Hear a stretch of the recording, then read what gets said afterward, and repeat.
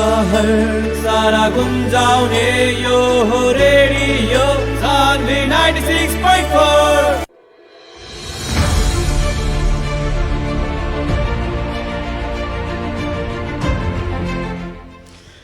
जी नमस्कार, प्रणाम। सुनल बानी रेडियो 96.4 मेगाहर्ज। रेडियो 96.4 मेगाहर्ज में यह कार्यक्रम स्थानीय सरोकार के साथ में आज भी हमेशा के जैसा उपस्थित हो चुकल बानी। हम कार्यक्रम प्रस्तुता राम मंडल, प्रविधि में बानी हमनी के सानू जी स्थानीय विषय वस्तु पर बातचीत करनी सन स्थानीय सरोकार में। और खास करके अभी आज हमनी बातचीत करम सन बजट के बारे में। अभी आज अंतिम दिन हुए स्थानीय सरकार लोग के बजट लियावे के, और ये बजट जौन आगामी आर्थिक वर्ष 2078-79 के बजट लियावेला आज अंतिम दिन रहल बा। असार 10 गते नियम अनुसार बजट लियावे के पड़ेला, लेकिन आज तकले अधिकांश स्थानीय तह परा पर्सा के बजट लियावे नहीं के सकल। लेकिन वही में कुछ स्थानीय तह बा जौन की अपन बजट सार्वजनिक कर चुकल बाटे आज हुए, और कुछ इससे पहले ही अपन बजट सार्वजनिक कर चुकल बाटे स्थानीय तह लोग। और पर्सा बारा के स्थानीय तह के बजट के विशेषता का रहल बा, कितना बजट आइल, ओमे का समावेश कइल बा, ओकरा बारे में हमनी वहाँ के संबंधित स्थानीय तह के प्रमुख से बात करे के जमर को कइले बानी सन। आज भी हमनी एगो स्थानीय तह के प्रमुख से बात करम सन वहाँ जहाँ की बजट आ चुकल बा। और खास करके बजट में स्थानीय सरकार लोग के, अभी निर्वाचित सरकार लोग के लगभग कहल जाओ तो ये अंतिम बजट बाटे। एकरा बाद फिर से चुनाव हुई, और अब किर के बजट में कैसन सेवा सुविधा, जनता के विकास निर्माण के एजेंडा का रहल बा, और विकास के खातिर पैसा कहाँ कहाँ विनियोजन कइल गइल बा, एकरा बारे में भी हमनी कार्यक्रम में चर्चा करेम सन। आज हमनी के साथ में बानी पर्सा के सिपरमाई गाउँपालिका के अध्यक्ष मनोज गुप्ता, जौन की सिपरमाई गाउँपालिका के बजट कालू सार्वजनिक हो चुकल बाटे, और बजट के बारे में बातचीत करम सन।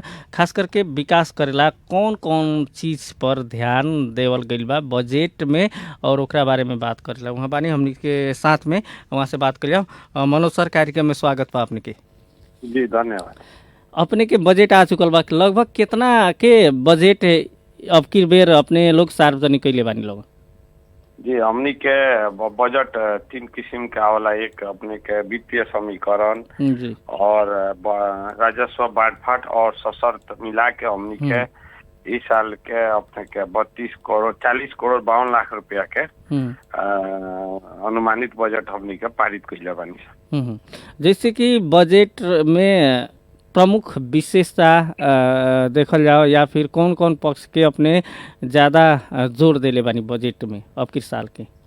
देखिए हमनी के गांव पालिका शुरू से भौतिक पूर्वाधार से तो एगो पिछड़ल जगह रहल, ओमे भी अपने के विशेष क के स्वास्थ्य के भी कोनो व्यवस्थापन ना रहल, शिक्षा के भी वही स्थिति रहल। तो हमनी के गांव पालिका शुरू से ये सब में निरंतर लगानी करत आइल बानी सन। लेकिन विशेष करके ई वर्ष में हमनी के एक तो हमनी के जो नीति रहल हर एक विद्यालय के भवन देव के व्यवस्थित पढ़ाई के शिक्षा खातिर व्यवस्थित ठाव देव के उस चीज हमनी के पूर्ति कइले बानी सन। जितना 1 करोड़ जितना लगानी ओमे हमनी के अभी थप कइले बानी सन। सबसे बड़का भूमिका हमनी के स्वास्थ्य चौकी में जौन की हमनी के 5 वार्ड में अभी तक ले ही आर्थिक वर्ष में बीतल आर्थिक वर्ष में हमनी के 4 गो वार्ड में बर्थिंग सेंटर संचालन में हो चुकल बाटे। ओकरा के थप आओ वाला वर्ष में एगो और वार्ड में क के 5 वार्ड में बर्थिंग सेंटर के हमनी के व्यवस्था कइले बानी सन। विश्वा में हमनी के कोविड हॉस्पिटल निःशुल्क MBBS डॉक्टर लेब के अपने के सुविधा सहित निःशुल्क कोविड उपचार के हमनी के भी वो भी व्यवस्था के बजट के हमनी के तैयारी कइले बानी सन। ओकरा अलावा हमनी के सबसे पहले गांव पालिका जौन देश में एगो नया एजेंडा लेलक छोरी बीमा कह के, ओकरा के गांव पालिका में हमनी के मोटा मोटी 400 से 450 जितना छोरी सन लोग के बीमा करे के हमनी के बजट छुटियले बानी सन। जी जी, ई बीमा के बारे में थोड़ा सा हम बात करे के चाहे। ई एगो बेटी बचाओ बेटी पढ़ाओ प्रदेश सरकार के भी बीमा बा, ऊपर से फिर से अपने लोग कइले बानी लगन। तो एकरा बारे में लगभग कितना रकम, कौन कौन व्यवस्था बा, थोड़ा सा प्रकाश कर दे। का बात बा सर, अपने लगन कोनो प्रदेश सरकार के नेतृत्व जे करत होके वहाँ लगन से पूछी लगन कि अभी तक ले कितना 2 साल का बोलेला कि प्रदेश सरकार की घोषणा करत हो गई। 2 साल तक में हर एक साल सुने में आवला कि हर एक पालिका के फोकल पर्सन नियुक्त होता लोग काम अब शुरू हुई, लेकिन हमरा नहीं के बुझात कि अभी तक ले कोनो पालिका के बीमा भइल बा। लेकिन गांव पालिका जब से घोषणा कैले बा अभी तक के हमके 350 120 मोटा मोटी 450 हाराहारी में छोड़ी लोग के बीमा हमनी के कर चुकल बानी। और ई जौन साल में अभी तक के डाटा 438 के बा और आवे वाला दिन में हमरा बुझाता 6 महीना में 500 550 जितना पूगी वो टोटल के करे के लक्ष्य ले लेबे। जौन अपने प्रदेश सरकार के कहतनी ई अभी तक ले कोनो उपलब्धि नहीं। अगर प्रदेश सरकार वो लगानी करी तो हमनी के दोहरो लगानी करे के कोनो मनो वाला बात ना हो। वो क्यों कोनो हिसाब से जनता के सुविधा दिया के हमनी के सोच है, लेकिन वो लोग घोषणा कैला बा लेकिन कार्यान्वयन तो हमनी के करे के पड़ता। हमनी के स्थानीय में बानी सन तो करके तो जौन आह्वान करते हैं ओकरा तो हमनी के पूर्ति करे के पड़ल ओहि हिसाब से बात। जैसे कि खास करके अपने जौन बात कह रही है प्रदेश सरकार के कार्यक्रम अपने के गांव पालिका में कार्यान्वयन होके नहीं के सकल, वहाँ के बेटी लोग के बीमा होके नहीं के सकल, तो अपने कितना के बीमा कैले बानी आ कौन कौन सिस्टम बा लगभग के तरह भुगतानी होई कितना देवे के पड़ी ई सब कैसे बाटे? जी यहेंगे बा हमनी के गांव पालिका 3-4 गो मापदंड रखले बा। एक 20 बरस ना पुगे जब तक ले शादी ना करे के मिली, ओकरा में अपने के 16 बरस कटला के बाद में अगर वो लड़की के फर्दर पढ़ाई में पैसा भी यूज करे के मिली और 10+2 स्थानीय स्तर में जैसे भी पढ़े के पड़ल और या वो तब जाके हमनी के अभी के हाल में 20,000 रुपए का हमनी के बीमा करते सन तो 20 बरस में 2 लाख रुपया रिटर्निंग मिली। तो ऐसे हमनी के 2-3 गो चीज बहुत अच्छा लौकल कि एक जौन भ्रूण हत्या बा जौन छोरी कह के ओकरा के घर में मारल जाता ओमे रुकावट आई।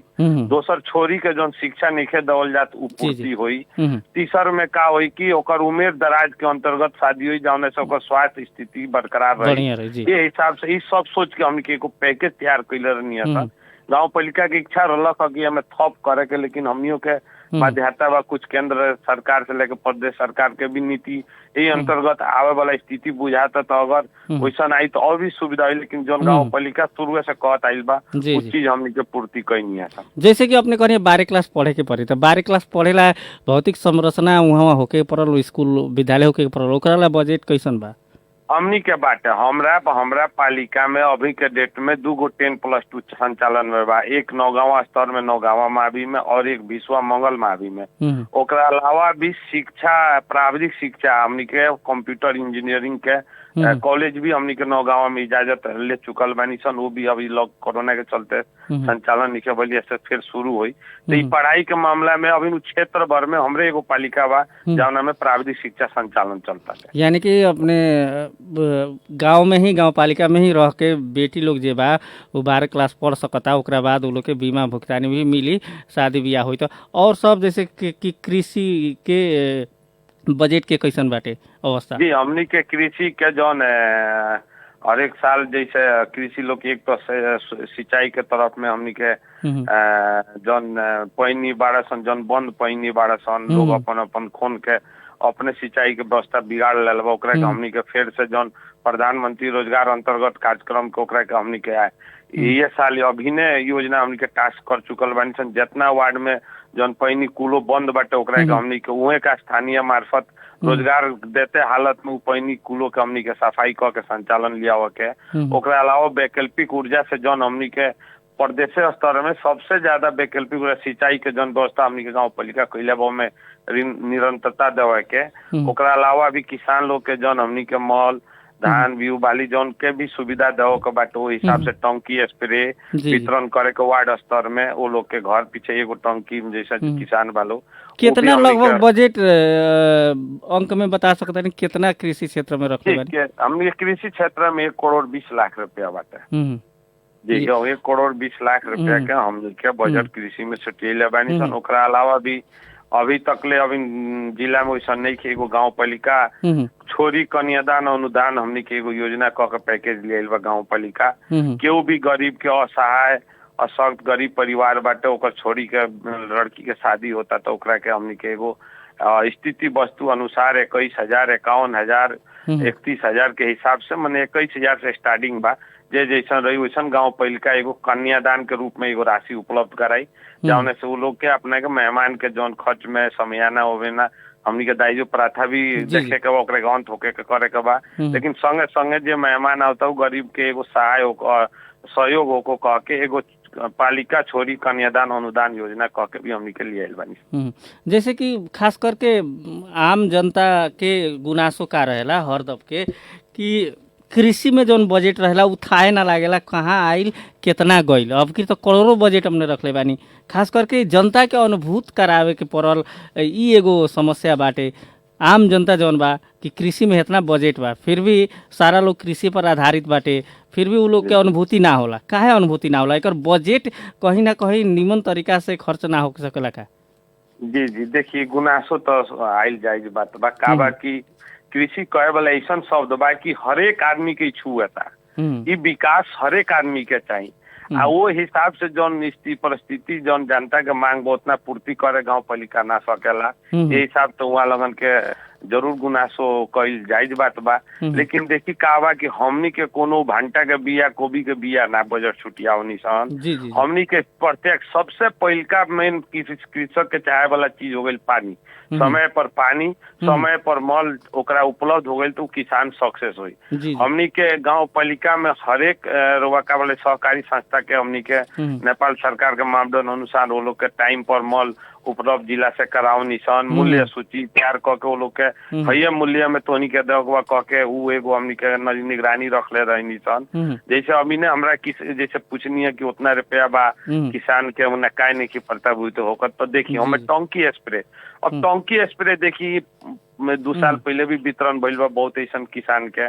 अब ओमे का हो जाला कि बहुत ऐसा किसान के का रहेला कि हमरे मिलल बा फिर हमरो मिले के चाहिए ना, तो ओकर रिकॉर्ड अपने लोग तो रख सकता नहीं नु। जी जी, बात है उ स्तर से माने अब देखी टंकी स्प्रे 2 काठा 1 काठा जमीन वाला के भी देवल भी ठीक नहीं के कम से कम 10 काठा 15 काठा टंकी के उपयोग होके के पड़ल। और एगो निजी व्यक्तिगत ना होला, एगो टोल में दिया गए तो हिसाब से अपन लेके सहयोग करे के पड़ल।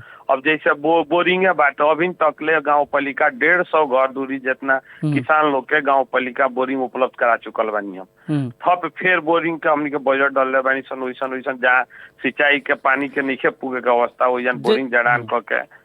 जी जी, वैसन जैसे कि अपने कहनी कि कमती में 10 कट्ठा खेत हो चाहिए। अधिकांश जनता गरीब बाटे, 2 कट्ठा 3 कट्ठा 1 कट्ठा 10 दूर तक ले के भी लोग के जगह बा, उ लोग के भी तो लगभग सेवा सुविधा पावल तो जरूरी बानो, काहे कि गरीब अधिकांश लोग। एगो बात अपने के हम ऐसे मार्फत जानकारी करा देवे चाहते नहीं। गांव पालिका 3 साल पहले सबसे पहले एगो रणनीति का ले रहे हमनी के कि 1 कट्ठा से 20 कट्ठा तक के किसान के हमनी के साना किसान के कार्ड लागू कर चुकल बानी सन गांव पालिका में। उ साना किसान एक थोड़े 110 गो साना किसान के कार्ड लागू भइल बा, जौने से प्रमाणित बा कि आदमी लगे 1 से 10 कट्ठा 20 कट्ठा तक के जमीन के एकरा के साना किसान में हमनी के वर्गीकरण कैले बानी सन। ओमे 101 गो समूह हमनी के बनैले बानी सन। उ समूह मार्फत ही हमनी के सारा सामान भेजे नी सन। ओमे 1 कट्ठा भी आदमी होको, 1 बीघा भी होको, 10 कट्ठा भी होको, ओमे सब के मने सहभागिता होला। ऐसे कि विशेष करके एक आदमी के पैकेज ना दियाला कि ल तोरा लेला अपना घरे राखी अपने यूज करिए। समूहगत में चीज बटाला जौने से 1 कट्ठा से लेके 1 बीघा के लोग भी ओमे पड़ेला। एमे ई बात नहीं है कि 1 कट्ठा वाला के ना दियाला 2 कट्ठा के ना दियाला, ऐसा बात नहीं। यानी कि उ लोग भी पड़ेला लोग, है कि ना? जी जी, पड़ेला लोग। जैसे शिक्षा के हो गई, हमने के कृषि हो गई, और दोसर क्षेत्र प्राथमिकता में पड़ल बजट में बा प्राथमिकता हमनी के कबे कनिए से गांव पालिका एजेंडा लेले बा कि हमनी के हरेक वार्ड में ग्रेवल माटी के काम तो हम 4 साल से नहीं करैले, इस साल भी वैसा नहीं है।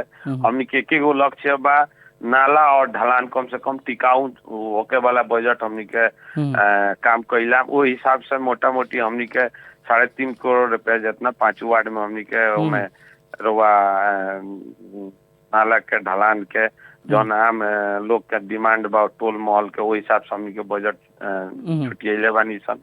ओकरा संगे भी एगो हमनी के गांव पालिका में ज्येष्ठ नागरिक जो बानी लोग जे भाता खाता लोग या कल महिला बानी लोग विधवा बानी लोग वहाँ ऐसा लोग के एगो जैसे चीसो याम में जाड़ा के याम में बहुत ऐसा गरीब लोग के समस्या हो जाला वो हिसाब से गाँव पालिका एगो पैकेज तैयार कैले बा कि ज्येष्ठ नागरिक या कल महिला वैसा 60-65 साल के केहू बूढ़ो भी बा लोग वैसा लोग संपूर्ण लोग के मोटा मोटी 2000 ऐसा लोग के हमनी के ब्लैंकेट अच्छा के तरफ से एगो छाता एगो टॉर्च और भी एगो कुछ वैसा एगो पैकेज तैयार कैले बानी सन जौन की वहाँ लगन के आओ वाला दिन में वितरण करम सन।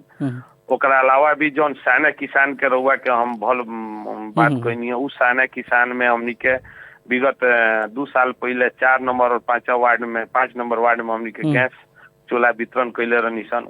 उहे कार्यक्रम हमनी के 1 नंबर 2 नंबर में जितना भी साना किसान बा लोग मोटा मोटी 1600 से लेके 2000 के करीब में वैसा लोग के हमनी के गैस चूल्हा सिलेंडर दे के भी साल बजट कर जैसे कि सबसे बेसी भौतिक पूर्वाधार सड़क नाला रोड निर्माण करे में बजट हरेक स्थानीय तह देवेला अपने भी देले बानी खास करके फिर भी जनता के शिकायत का रहेला कि अपना ही के गांव पालिका में बहुत जनता के सामाजिक संजाल में भी जनता लोग शिकायत करेला कि हई ना बनल गांव पालिका के रोड ना बनल तो एक रोड 2 बेर बनल तो नाला ऊँच हो गई ई सब शिकायत बाटे अपने के गांव पालिका में ओकरा की समाधान ई बात सही भाई होके के पड़ल और कईल भी ऐसे कि देखी रहो एगो बात बुझी रहो एगो संचार कर्मी है ओकरा संगे संगे कोनो गांव के वासी है रउआ बताई 3 साल 4 साल में संपूर्ण 9 किलोमीटर से लेके रउआ मोटा मोटी 4-5 किलोमीटर 4 किलोमीटर के चौड़ाई के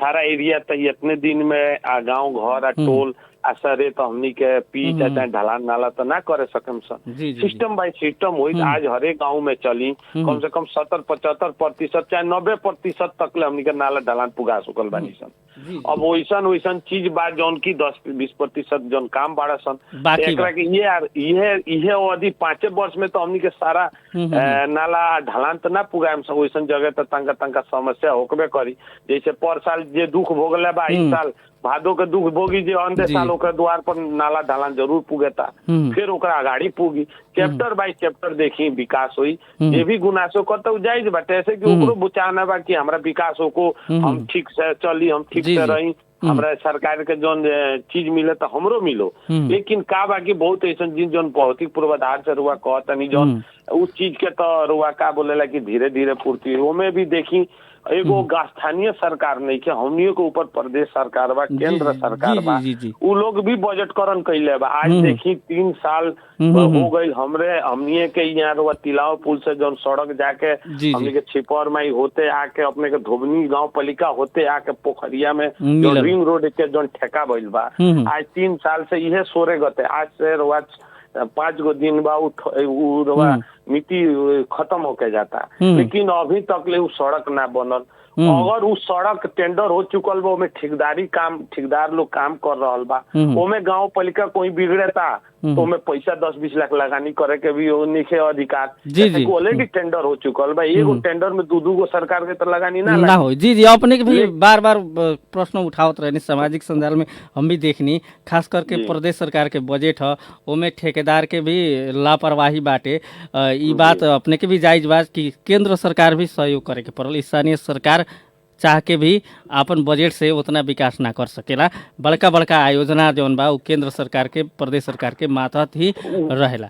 यह तो समस्या बा। अब देखी रहुआ केंद्र सरकार हो के प्रदेश सरकार हो के जितना बजट बा खाली धर्मशाला में चाहे कोई अधूरो भवन बना के छोड़ देता लोग चाहे कोनो चप्पे कल में वितरण हो जाता केने 400-500-300 चापा कल ओरा जाता थाए नहीं खेलागत तो कुछ का बा देखी यहाँ एगो का बा की जौन समन्वय करे वाला जौन सिस्टम बा तीनों समन्वय नहीं खे होकर ऐसे कि देखी हम अपना स्तर से गली के 1 लाख से लेके 1000 की योजना के पूर्ति करता है तो एगो प्रदेश स्तर से 10 लाख 20 लाख 50 लाख वैसा योजना करे को लोग की एगो लंबा एगो चले ओकरा अलावा केंद्र के जौन बजट बा उ लोग भी अंतर गाँव पालिका जोड़ो मुख्य सड़क के ओकरा के विकास करो लोग लेकिन उ ना भइला से बोली अपने लोग के सुने के पड़ेला स्थानीय जनता के लगे के सरकार देखी हमरे पालिका में 9 गांव या 4 वार्ड के जोड़े वाला मुख्य सड़क भिसवा पहुंचे वाला बाजार के हमनी के अपने के कार्यालय के